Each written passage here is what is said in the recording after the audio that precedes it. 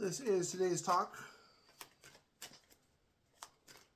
I suppose what I really want to talk about is I want to talk about this idea that somehow criticism has taken a back seat. Because criticism, movie criticism, the whole golden age of movie criticism, it came about with Roger Ebert, because they decided to take Roger Ebert's pen and give him a voice, give him a microphone, put him on the other side of Gene Siskel, and just let the two of them battle it out. Gene Siskel and Roger didn't always agree on their criticism of movies, especially. Gene was always about the home, about heart, it felt to me, and Roger, he was all about just finding new stuff. That's why he made like Tron. He thought Tron got 4 stars in the original. I was finding it mildly interesting that somebody actually had the cojones to make Tron Ares and give that 4 stars recently in RogerEbert.com. The thing is, it all comes down to, I've always been struggling with criticism anyway, because the idea of critics is that they're trying to tell you what you should and shouldn't watch. And it's like, it comes down to perspective, it comes down to taste, it comes down to a lot of different things.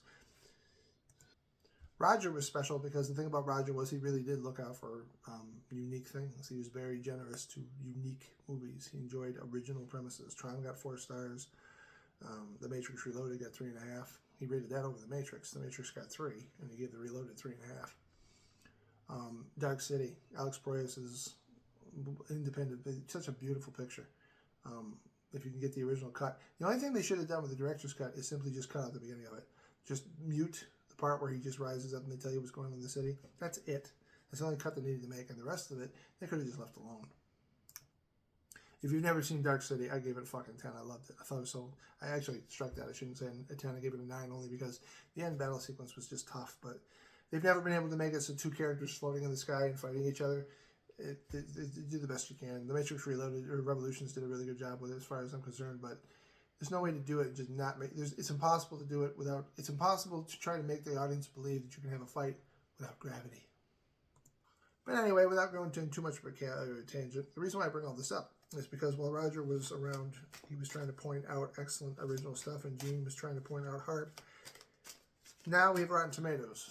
And Rotten Tomatoes, I've noticed this trend in Rotten Tomatoes lately that really troubles me, especially with the added trend that when it comes to stuff that people genuinely dislike for very specific and very important reasons, the people who are the creators of it have decided the best thing to do when faced with this criticism is to browbeat the fans, gaslight them, and make them believe that they're crazy or stupid or wrong for something they point out isn't that great. Starfleet Academy is not that great. I love Star Trek. I'm watching the original series now for the first time, something that remastered, and it's actually pretty awesome. I'm amazed that Kirk actually was put with so much shit that he was put with. It's funny that it would actually be darker than the Next Generation, but it really is. The shit that he was facing was a lot harsher. If you buy the premise and watch what's going on the screen and actually accept it. I understand the special effects are dated, but if you just can be able to swallow it and you can actually accept it, what he faces and how he does it on every single episode is really fucking intense. It's really fucking intense. It's really something. The culmination of Star Trek that makes it awesome came in The Next Generation, which is the show that I found it in, and it's because the idea was that we can become better. Human beings can get better. It was like there's not this hopelessness that no matter what we do, we're all going to be a bunch of savages, just blow ourselves off the fucking planet. We can actually reach a point where we don't have to do that. Even though in the premise of Star Trek, we actually do blow ourselves off the planet first before the Vulcans come down and see us, which is why we're able to make peace, but here's to hoping that we don't blow ourselves off the planet. Right? The idea, I watched the Golden Age, so the quote-unquote Golden Age. So you had Star Trek, The Next Generation, Deep Space Nine, and Voyager. As you went through it, from Next Generation was the gold standard. That's the pure Star Trek, in my opinion. The best that humanity can hope for, although it has more to do with how awesome Jean-Luc Picard is than it has to do with Star Trek itself and the adventures that you go on.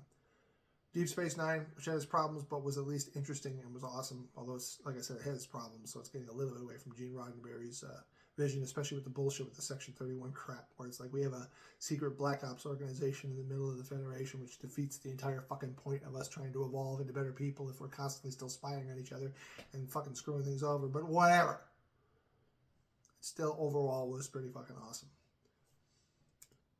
And then finally, of course, you have Voyager, which was a great idea and a great take, and it would have been awesome if the ratings hadn't fallen off halfway through it, so they had to put Jerry Ryan in a fucking stretch suit, make her a post-Borg, and then spend the rest of the series just dealing with Borg and Borg issues. But what are you going to do? That was how they were able to save the ratings, and so they did the best they could, considering. 2 cards got tossed from that one. Spell the Magician for skill. And the other one must have been... I'm not sure what the other one was. Magician for skill, anyway. Maybe that means I'm actually doing the right thing here. I'm showing off my skills. Maybe you buy that, right? Anyway, so you got the Ten of Swords so far, and the Magician for skill. Betrayal and skill. Whatever. Anyway, it's not cool to sit here and blame the fans when they don't like your shit. Okay? You're supposed to be appeasing. You're supposed to go to the audience. You're not supposed to sit here and make your sculpted shit and then be... It was one thing if you were talking about just making a sculpture or a painting or something and you put it up on the wall and you don't like the fact that people are bitching about it, whatever. Especially for something so specific where you're just painting something and you're trying to express a specific aspect of your psyche on the wall. In that shit, you have an audience, but it's a very special audience, a very limited audience, a very whatever. Painting, art, stuff like that. It's tough when it comes to having an audience because it's not...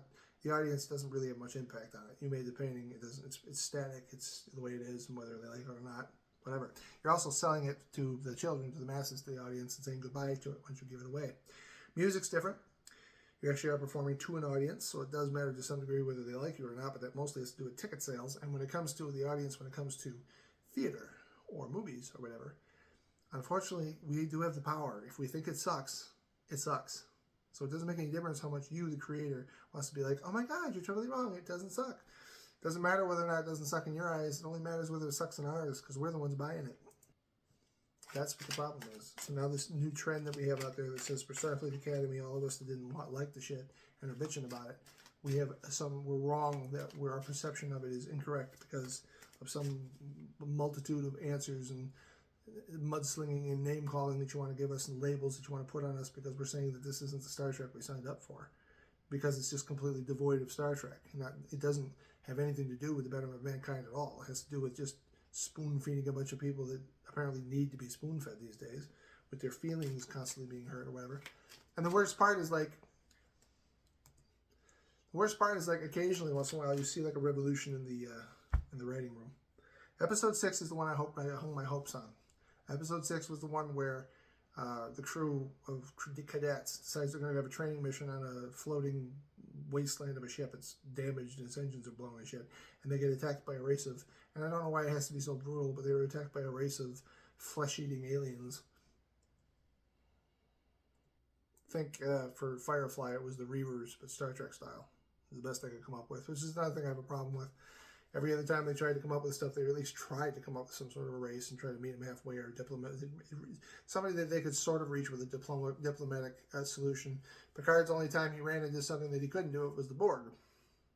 So, anyway. In episode 6, the cadets go out and face this new threat and they run into some very serious trouble and one of the people that's supposed to be leading the cadets gets killed and eaten, although they're not going to actually show him eaten. They just show his body floating in space, presumably without skin, although they don't really show it on the screen. And it's interesting to note that it's the first part of the episode that I really paid attention to. The woman, girl, whatever she is, in the beginning of it that swallowed her comm badge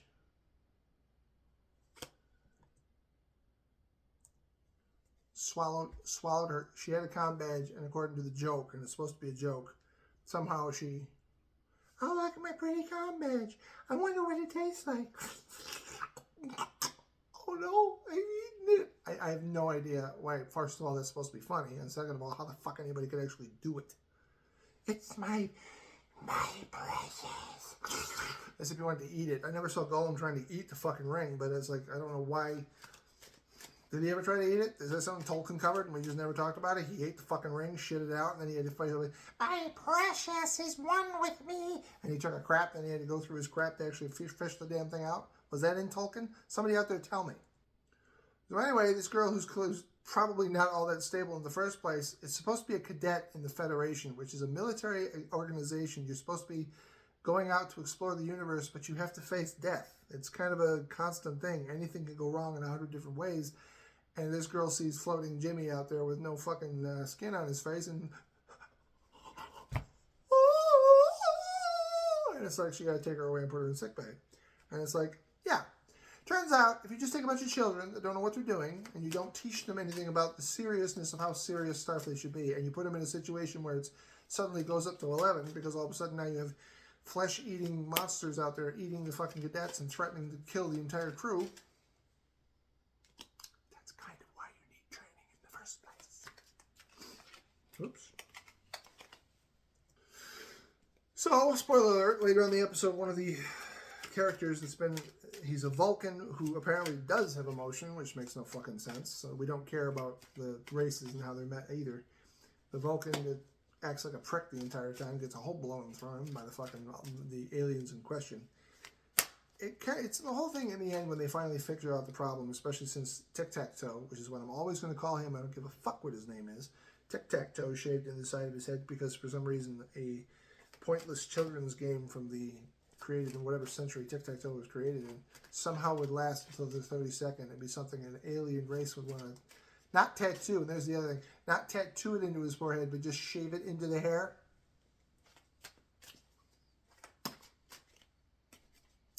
You got me swinging. But anyway, when Tic-Tac-Toe reveals that he actually set him up and sent the flesh-eating monsters to go and eat the fucking cadets, I mean, it's supposed to make him seem more menacing and everything, but the point of the whole thing, the reason why I even bring all this crazy shit up is because you would hope in this instance, it literally is an example of this is the real deal, kids, okay? Like, this is you facing the real shit, and this is what really happens on a daily basis. And if you can't handle it, you shouldn't be in Starfleet Academy. And in order to do and handle this shit, you got to be better than what you are, because you blew it. Yeah, you got out alive, but technically speaking, the only reason you got out alive is because Caleb slept with, because they decided sex needed to be something that Star Trek really needed to explore for some reason, had sex with Caleb in the beginning, and they melded on like a mental level or whatever. And as a result of that, she was able to channel through him and scream the same screaming frequency that supposedly made her father deaf. And while we're on the subject, she's supposed to be Bajoran. One of the things that's funny about Bajorans and the way it was, or not Bajorans, excuse me, strike that. She's supposed to be, not Bajoran, she's supposed to be Deanna's race. Beta Z. That's right, not Bajoran, Beta Z. I'm wrong, Beta Z. I could have said Bajoran because they had such a Bajoran thing in the show. But Beta Z.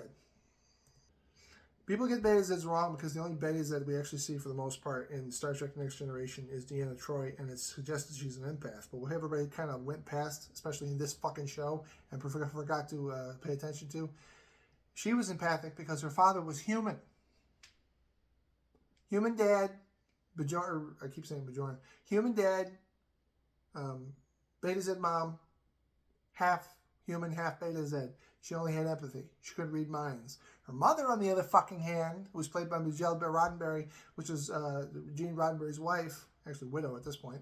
Well, she became the widow, but whatever.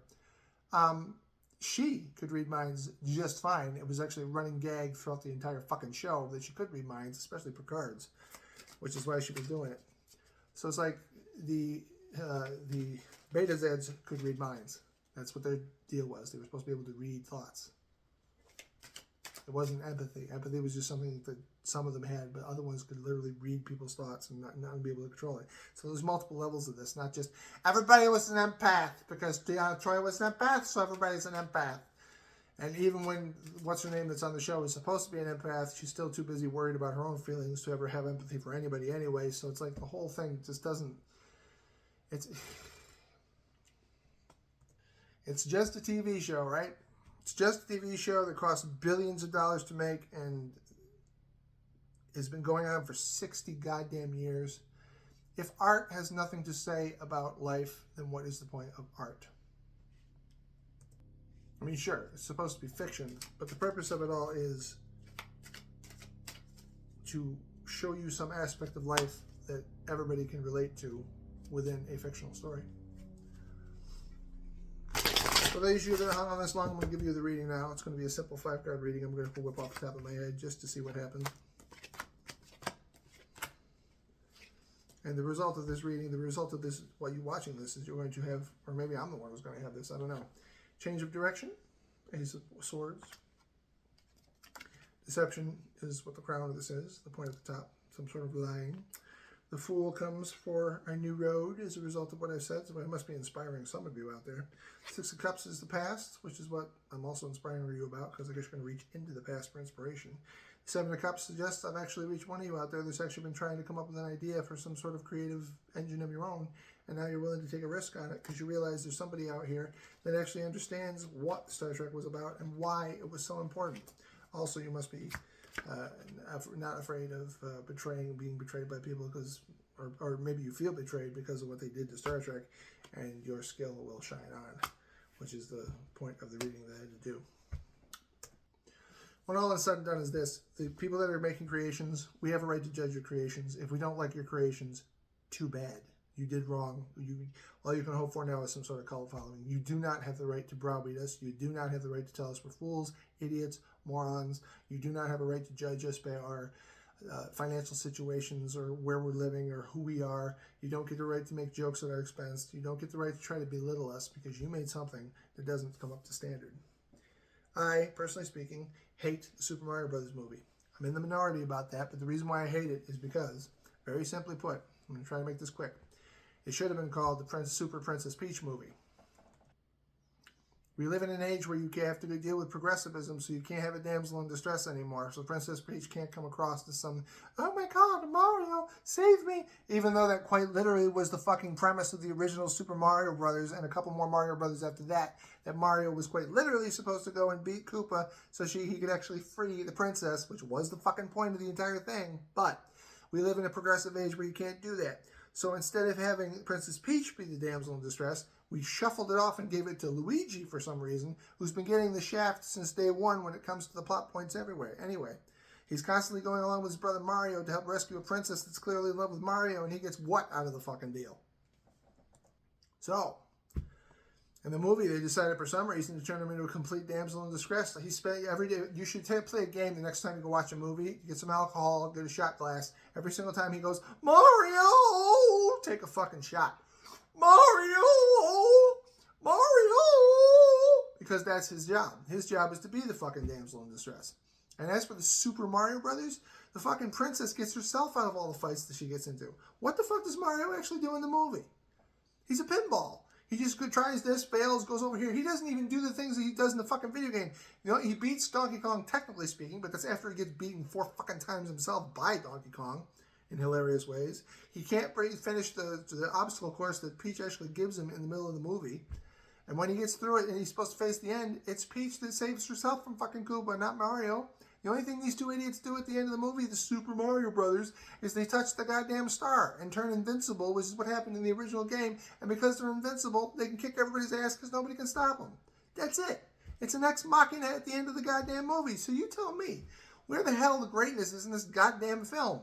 And now all of you are going to say, it's just a kid's movie. Why are you getting so upset? It's better than the 1980 version of the original Super Mario Brothers movie, and that's all we wanted. I think it was awesome. We got to see all the coolest shit that was in the video games. It was so cool. We got to watch it all, and we were like, oh my god, do you remember that? Oh my god, do you remember that? Oh my god, do you remember that? Oh my god, do you remember that? Yeah, I do remember that. I remember all of it, because I played it. And I played it often. I was hoping for a story or some sort of... It's not impossible to make a good movie out of a kid's subject. And I think you should give a shit about whether or not the kid's subject. You shouldn't just rely on the idea, it's just a kid's movie. How to Train Your Dragon is, quote-unquote, just a kid's movie. And it didn't need a live-action remake, but the original one that they made was my daughter's favorite movie, and one of mine, too. And it's a perfect film. And it's like, that's technically speaking a kid's movie, and I can watch it tomorrow. And it's certainly better than the Super Mario Brothers movie. Thank you for watching this video. If you like it, please like and subscribe to my channel. May the universe guide you to prosperity and happiness. And I will be seeing you out there.